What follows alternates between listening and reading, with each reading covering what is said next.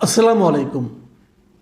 প্রিয় দর্শক, যুক্তরাষ্ট্রের গোয়েন্দা প্রধান তুলসী গ্যাবার্ড, উনি ভারতীয় বংশোদ্ভূত একজন ব্যক্তি, বাট জন্মকর্ম সবই যুক্তরাষ্ট্রে।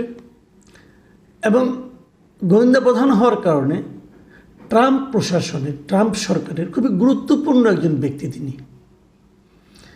তিনি দুদিন আগে ভারতে এসেছেন, ওখানে বিভিন্ন দেশের গোয়েন্দা প্রধানদের একটা সম্মেলনে যোগ দিতে। সেখানে আসার পর ভারতের সংবাদ মাধ্যম এনডিটিভি ওনার একটা এক্সক্লুসিভ ইন্টারভিউ করেন এবং এই কথাগুলো নিয়ে এরই মধ্যে কিন্তু আমাদের দেশে নানা রকম যুক্তি, পাল্টা যুক্তি, সম্ভাবনা, আশঙ্কা এগুলো নিয়ে আলোচনা হচ্ছে। তো সে আলোচনায় গতকালকে উনি বলেছেন, তো সে আলোচনায় আমার মনে হয় যে এখন অবস্থাটা এমন একটা পর্যায়ে গিয়েছে, বোধহয় আমাদের একটু জানা দরকার, বোঝা দরকার যে উনি আসলে কি বলেছেন এবং এটার মাধ্যমে উনি কি বোঝাতে চেয়েছেন এবং তার প্রতিক্রিয়া হিসাবে আমরা কি বলেছি, আমরা কি বোঝাতে চেয়েছি। এবং এই দুই পক্ষের কথাবার্তার মধ্যে যুক্তরাষ্ট্রের সঙ্গে আমাদের সম্পর্কে এই কথা চালাচালি, এই বাদ প্রতিবাদ কোনো ধরনের প্রভাব বিস্তার করবে কি না, সেটাও কিন্তু আমাদের একটু চিন্তা করে দেখতে হবে। তার আগে আসুন আমরা একটু দেখে নিই উনি আসলে কি বলেছেন।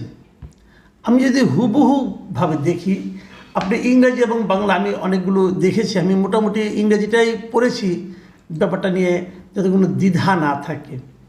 এবং উনি কিন্তু যে জিনিসটা বলেছেন, এখন এটা উনি কী উপলক্ষে বলেছেন, এই যে কথাটা বলেছেন, এটা তো হতেই পারে যে কোনো জায়গাতে যদি এ ধরনের ঘটনা ঘটে, ধর্মীয় সংখ্যালঘুদের উপর যদি টর্চার করা হয়, অত্যাচার করা হয়, সেটা তো যুক্তরাষ্ট্র সরকারের ব্যাপারে সরকারের একটা উদ্বেগের জায়গা হতেই পারে।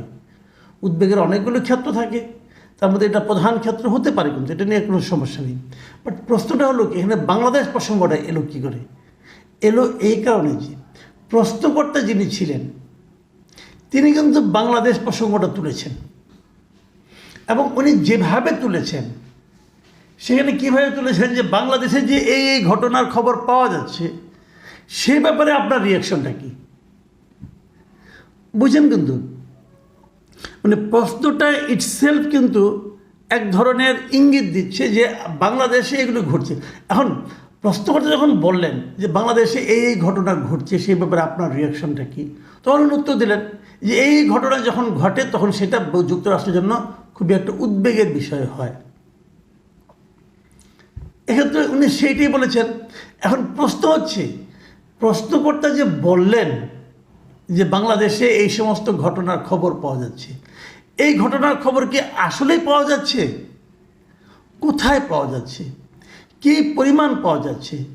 18 কোটি মানুষের এই দেশে কতগুলি ঘটনা এরকম ঘটছে প্রতিদিন, যেই জন্য যেটাকে নাকি ভারতীয় এনডিটিভি সাংবাদিক উদ্বেগজনক মনে করে বাংলাদেশের নাম উল্লেখ করে তুলসী গ্যাবার্ডকে প্রশ্নটা করলেন। এই জায়গাটা কিন্তু খুবই গুরুত্বপূর্ণ।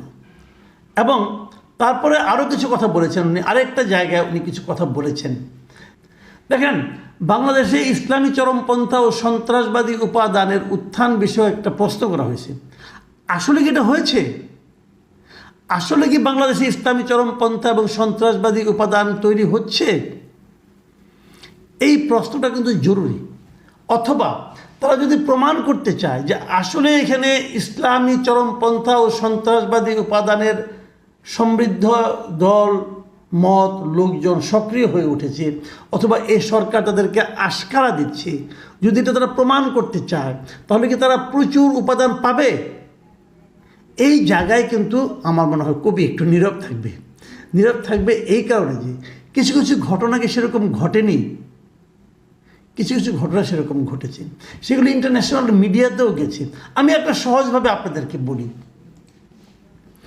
এই সরকারের আমলে এই যে নানা ধরনের মোরাল পুলিশিং হচ্ছে, যে ওড়না কীভাবে পড়তে হবে, পর্দা করতে হবে কি না, এই যে ঘটনাগুলো যে পর্যায়ে ঘটছে, অবাধে ঘটতে পারছে, তৌহিদি জনতার বেশ একটা সরব উপস্থিতি দেখা যাচ্ছে, একটা মিডিয়ার সামনে যে তারা গরু জবাই করছে, এবং রাস্তাঘাটে যখন একজন লোকে এই ধরনের মরাল পুলিশের কারণে যখন পুলিশ কাউকে ধরে নিয়ে যাচ্ছে, তাকে ছাড়ানোর জন্য থানায় যেয়ে তারা ধর্ণা দিচ্ছে এবং ছাড়িয়ে নিতে পারছে, এবং যে নারী অভিযোগ করেছিল সেই নারীকে ডেকে এনে সেটা প্রত্যাহারে বাধ্য করা হচ্ছে। এই যে মরাল পুলিশিংগুলি হচ্ছে, এটা কি আগের যে কোনো সময়ের চেয়ে বেশি নয়? আমার মনে হয় বেশি। এবং এই বেশি হওয়াটাই কি প্রমাণ করে না যে কিছু একটা চেঞ্জ আসছে? এই চেঞ্জটা ভালো নাকি এই চেঞ্জটা মন্দ, আমি কিন্তু সেই বিতর্কে যাচ্ছি না। আমি খালি বলছি এ ধরনের কিছু ঘটছে কিনা। আচ্ছা, আরেকটা কথা বলি আমি। ভাবুন তো একবার, 32 নম্বর ধানমন্ডি 32 নম্বরে বঙ্গবন্ধু যে বাড়িটা ভাঙা হলো, সেই বাড়িটা ভাঙার পেছনে যে হুজুগটা উঠেছিল, যারা উঠিয়েছিল, কি কি কথা বলা হয়েছিল ভাবুন তো একবার। আপনারা কি সেই বাড়ি ভাঙার পর, অর্ধেক ভাঙার পর তার উপরে দাঁড়িয়ে ওই যে আপনার যেটা আইএসের যে ফ্ল্যাগটা, ওরকম ফ্ল্যাগের মতো এরকম শাহাদা লেখা, যে এরকম বড় প্ল্যাকার্ড ধরে একজনের ছবি দেখেননি? দেখেছেন তো? হয়তো তারা মূল লোক না, হয়তো অন্যরা ভেঙেছে, হয়তো সাধারণ মানুষই ভেঙেছে, কিন্তু সেই সুযোগে সে তো ওখানে উঠে ওই ছবিটা তুলেছে। ইন্টারন্যাশনাল মিডিয়ায় কি এই ছবিটা যাবে না? যদি যায়, তারা কি ভাববে? তারা কি এই ধরনের ভাবনা তাদের মধ্যে আসতে পারে না যে এখানে এই শক্তিটার উত্থান ঘটছে, অথবা আইএসএ যে ফ্ল্যাগের মতো তোটা, ওদের উত্থান ঘটছে? এ ধরনের কথা তারা বলতে পারে না। তো এই ধরনের ফ্ল্যাগ নিয়ে ওখানে দাঁড়ানোর সুযোগটা কে করে দিয়েছে?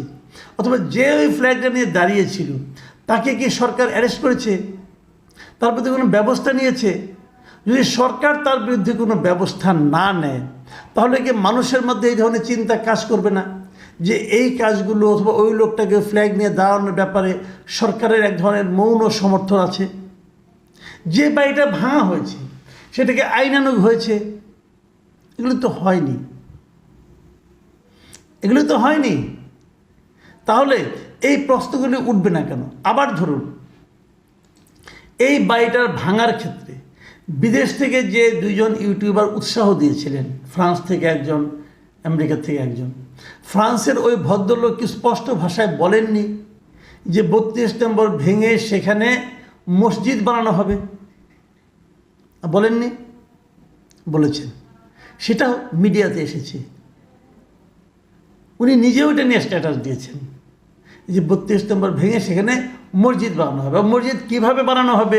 উনি হিন্দু ভদ্রলোক, ওনার মসজিদের প্রতি প্রেম থাকতেই পারে, এটা আমার কোনো আপত্তি নাই, কিন্তু ওনার তো উপলব্ধির একটু ঘাটতিও থাকতে পারে যে মসজিদ অন্যের জায়গায় বানানো যায় না, এই জিনিসটা উনি তো বুঝবেন না। কিন্তু ওনার যারা ভক্ত বালক এখানে আছেন, উনি তো পীর সাহেব, আমি তো বলি উনি হলেন গিয়া পৃথিবীর একমাত্র ব্রাহ্মণ পীর। উনি ওইখান থেকে ধর্ম প্রচার করেন, নিজে ব্রাহ্মণ কিন্তু অন্য ধর্ম প্রচার করেন ইসলামের জন্য। যাই হোক, তো উনি এটাও জানেন না যে মসজিদ কোথায় বানাতে হয়, কোথায় বানানো যায়, জানার কথাও না, জানার কথাও না। কিন্তু ওনার মুরিদরা কিন্তু ক্ষিপ্ত হয়ে যাচ্ছে, হ্যাঁ মসজিদ বানাবো আমরা এখানে। তো এই যে ঘটনাগুলো, এই ঘটনাগুলি কি আন্তর্জাতিক মিডিয়ায় যায় না? যায়। আরও অনেক ঘটনা আছে, আমি 2-1টা ঘটনা বলি আপনাদেরকে। মাথায় রাখবেন, বাইডেন প্রশাসনের সঙ্গে আমাদের ডক্টর ইউনূসের যে সুসম্পর্কটা ছিল, সেই সুসম্পর্কটা কিন্তু ট্রাম্পের সঙ্গে নেই এবং হওয়ার সম্ভাবনাও কম। কারণ বাইডেন প্রশাসন, ক্লিন্টন প্রশাসন, ক্লিন্টনের আগের ওবামা, এদের সবার সঙ্গেই ডক্টর ইউনূসের খুবই সুসম্পর্ক ছিল, হিলারি ক্লিন্টন খুবই সুসম্পর্ক ছিল। আর এই প্রত্যেকটা লোকের সঙ্গে ট্রাম্পের খুবই কুসম্পর্ক। কিন্তু ট্রাম্প তো ইউনূস সাহেবকে অতটা ভালোবাসবেন না যতটা নাকি বাইডেন ভালোবেসেছিলেন। তাহলে ট্রাম্প প্রশাসন কি আমাদের প্রতি বিশেষ কোনো মায়া অনুভব করবেন না, বরঞ্চ তারা আমাদের নিয়ে নানা ধরনের এক্সপেরিমেন্টে গিনিপিগ বানাবেন আমাদেরকে, এটাই স্বাভাবিক। ট্রাম্প এখন কী করবেন বলেন তো? আগামী 2 বছর পরে ওনাদের অভ্যন্তরীণ নির্বাচন আছে, সিনেট এবং রিপ্রেজেন্টেটিভ, হাউস অফ রিপ্রেজেন্টেটিভ নির্বাচন আছে।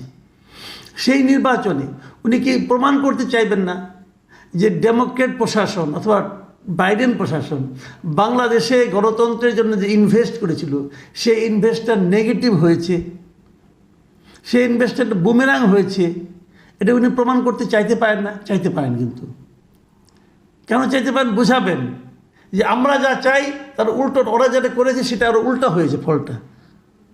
এই জায়গায় আমরা একটা উদার গণতান্ত্রিক দেশ ছিল, সেখানে এক্সট্রিমিস্টরা এখন দানা বেঁধে উঠছে। এটাও কিন্তু হতে পারে, আমি বলছি না এটাই হয়েছে, হতে পারে। কারণ ভাবুন, তুলসী গিলবার্ট কথাগুলি কোথায় বলেছেন? ভারতে বলেছেন।